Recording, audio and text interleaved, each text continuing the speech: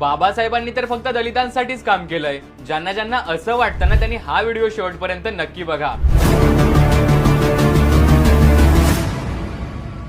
आज आपल्या हातात जो हा पैसा आहे तो पैसा रिझर्व्ह बँकेतून येतो आणि याच रिझर्व्ह बँकेची स्थापना बाबासाहेबांनी लिहिलेल्या द प्रॉब्लेम ऑफ रुपीज या पुस्तकाच्या आधारावर झाली आहे. आज कोणत्याही कंपनीत काम करताना तुम्हाला 8 तास duty, PF, lunch break, week off, overtime, भर पगारी रजा आणि बोनस यासारख्या ज्या सुविधा मिळतात त्या सुद्धा बाबासाहेबांनी आणलेल्या कामगार संरक्षण कायद्यामुळे. आज प्रत्येक काम करणाऱ्या महिलेला गर्भावस्थेच्या काळात 6 महिन्याची जी भर पगारी रजा मिळते, त्याचसोबत नवऱ्याने घटस्फोट दिल्यानंतर पुढील आयुष्य व्यतीत करण्यासाठी पोटगी मिळते, हे सगळं सुद्धा बाबासाहेबांनी मांडलेल्या हिंदू कोड बिल मुळे शक्य झालंय. गरजू विद्यार्थ्यांना सरकारी शिष्यवृत्ती, हॉस्टेलची सुविधा ही सुद्धा बाबासाहेबांच्या दूरदृष्टीचीच देणगी आहे. आता जर तुम्ही शेतकरी असाल तर शेतकऱ्यांना ज्या सरकारी सवलती मिळतात सिंचनामध्ये, धरणामध्ये, नाल्यांमध्ये, त्या सुद्धा बाबासाहेबांनीच आणलेल्या शेतीविषयक कायद्यांमुळे. यामुळेच बाबासाहेब फक्त दलितांचे नेते नव्हते तर ते शेतकरी, कामगार, विद्यार्थी, महिला आणि प्रत्येक भारतीयांच्या हक्काचे शिल्पकार होते.